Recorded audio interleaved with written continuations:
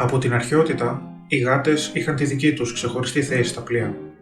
Ο βασικότερος λόγος ήταν η ύπαρξη τρωκτικών σε αυτά. Αυτά τα ενοχλητικά ζωάκια προκαλούσαν ζημιές στα σκοινιά, στο κατάστρωμα και πιο πρόσφατα στα ηλεκτρικά καλώδια του πλοίου.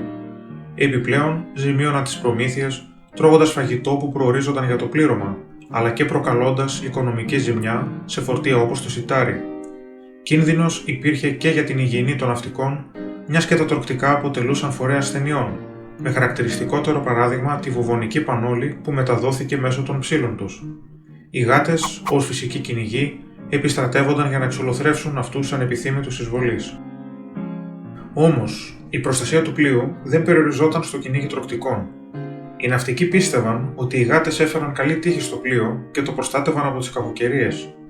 Μάλιστα, θεωρούταν καταστροφικό γεγονός αν η γάτα έπεφτε ή την έριχναν στο νερό, διότι τότε θα ξεσπούσε μια τρομερή καταιγίδα που θα βύθιζε το πλοίο, αλλά ακόμα και αν αυτό τη γλίτωνε, θα ήταν καταραμένο με 9 χρόνια κακοτυχίας.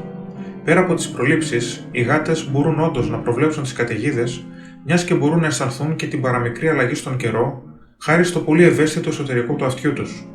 Η χαμηλή ατμοσφαιρική πίεση, προάγγελος μιας καταιγίδας, έκανε τις γάτες νευρικές και ανήσυχες λόγω της αντιπάθειάς τους για το νερό. Έτσι, οι ναύτες μπορούσαν να καταλάβουν την επερχόμενη καταιγίδα, παρατηρώντας την αλλαγή στη συμπεριφορά της γάτας. Τέλος, η γάτα παρήχε συντροφιά στο πλήρωμα, το οποίο για πολλούς συνεχόμενους μήνες ή και χρόνια βρισκόταν στη θάλασσα, μακριά από την πατρίδα και την οικογένειά του. Η παράδοση συνεχίστηκε και στη σύγχρονη εποχή, όχι μόνο στα εμπορικά, αλλά και στα πολεμικά πλοία. Κατά τη διάρκεια του Δευτέρου Παγκοσμίου Πολέμου, το γερμανικό θωρηκτό Bismarck μαζί με το βαρύ καταδρομικό πρίγκιπας Ευγένιος σάλπαραν προς τον Ατλαντικό ωκεανό στις 18 Μαΐου του 1941 στα πλαίσια της επιχείρησης άσκησης στο Ρήνο, με αποστολή την προσβολή βρετανικών ιοπομπών. Πολύ σύντομα όμως, τα δύο πλοία εντοπίστηκαν από τους Βρετανούς, οι οποίοι προσπάθησαν να τα αναχαιτήσουν. Στις 24 Μαΐου, τα δύο γερμανικά πολεμικά συγκρούστηκαν με δύο βρετανικά θωρηκτά, το Hood και το πρίγκιπα της Ουαλίας. Στην ευμαχία που ακολούθησε, το Hood καταστράφηκε και βυθίστηκε, ενώ το έτερο βρετανικό πολεμικό αποχώρησε με ζημιές.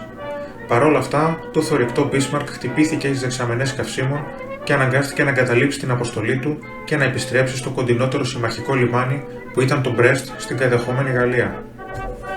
Οι Βρετανοί ήταν αποφασισμένοι να μην το αφήσουν να ξεφύγει και έστειλαν όλα τα διαθέσιμα πολεμικά τους στην καταδίωξη του γερμανικού θωρηκτού.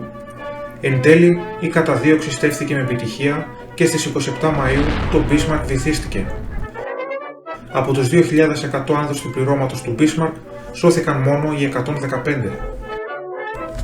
Ωστόσο, υπήρχε και ένας ακόμα επιζών. Το πλήρωμα του βρετανικού αντιτροπηλικού Cossack βρήκε έναν ασπρόμαυρο γάτο να επιπλέει πάνω σε ένα δοκάρι και τον έσωσε. Οι Βρετανοί δεν γνώριζαν ποιο ήταν το πραγματικό του όνομα, οπότε τον ονόμασαν Όσκαρ. Το Όσκαρ προήλθε από το γράμμα O του Διεθνούς Κώδικα Σημάτων, που σημαίνει άνδρας που έπεσε από το κατάστρωμα στη θάλασσα. Το Cossack δρούσε στη Μεσόγειο και στο Βόρειο Ατλαντικό ως προστασία νεοπομπών. Κατά τη διάρκεια μιας τέτοιας αποστολής, στις 20 Οκτωβρίου 1941, το Cossack χτυπήθηκε από το γερμανικό υποβρύχιο U-563 κοντά στο Γιβραλτάρ και κινητοποιήθηκε. 2 μέρες αργότερα, στάλθηκε ένα ρημουλκό για να το οδηγήσει σε κάποιο ασφαλές λιμάνι, αλλά λόγω κακοκαιρίας δεν τα κατάφερε και το Cossack βυθίστηκε στις 27 Οκτωβρίου, παίρνοντας μαζί του 159 μέλη του πληρώματος. Ο Όσκαρ μαζί με το υπόλοιπο πλήρωμα κατάφεραν να σωθούν και να γυρίσουν στο Γιβραλτάρ. Έχοντας επιζήσει από 2 ναυάγια, οι Βρετανοί άρχισαν να αποκαλούν πλέον τον γάτο αβύθιστο Σαμ.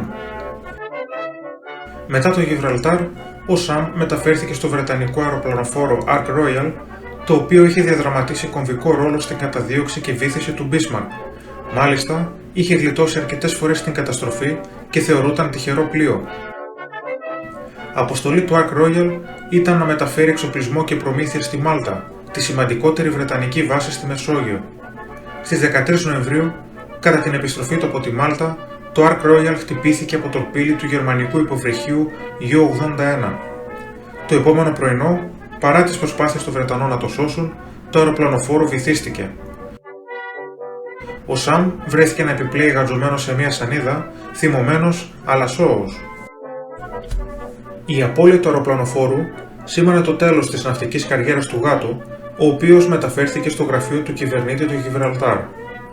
Η κακοτυχία των πλοίων που φιλοξένησαν τον Σαμ δεν σταμάτησε εκεί. Το αντιτροπηλικό Legion, που έσωσε τον Σαμ από το δεύτερο ναυάγιο, βυθίστηκε στο λιμάνι της Μάλτας το Μάρτιο του 1942, ενώ το αντιτροπηλικό Lightning, που τον έσωσε από το τρίτο ναυάγιο, βυθίστηκε ένα χρόνο αργότερα, τον Μάρτιο του 1943, κοντά στα παράλια της Τινησίας. Μετά το τέλος του πολέμου, ο Σαμ στάλθηκε στην πόλη του Belfast στη Βόρεια Ιρλανδία. Ήταν η τελευταία φορά που θα επιβιβαζόταν σε πλοίο. Ο Σαμ πέρασε το υπόλοιπο της ζωής του στους χιτώνες των λιμενικών εργατών και ναυτικών του Belfast, όπου και πέθανε το 1955. Αυτή ήταν η περιπετειώδης ιστορία του γάτου μας, ο οποίος κατάφερε να επιζήσει από 3 ναυάγια μέσα σε διάστημα 6 μηνών. Δυστυχώς, δεν σώζεται κάποια φωτογραφία του και η μόνη του απεικόνηση είναι ένας πίνακας της ζωγράφου Georgina Shaw Baker στο Εθνικό Ναυτικό Μουσείο του Greenwich στο Λονδίνο. Αν σας άρεσε το βίντεο, κάντε like, αφήστε ένα σχόλιο και εγγραφείτε στο κανάλι για περισσότερες ιστορίες. Ευχαριστώ για την παρακολούθηση και τα λέμε την επόμενη φορά.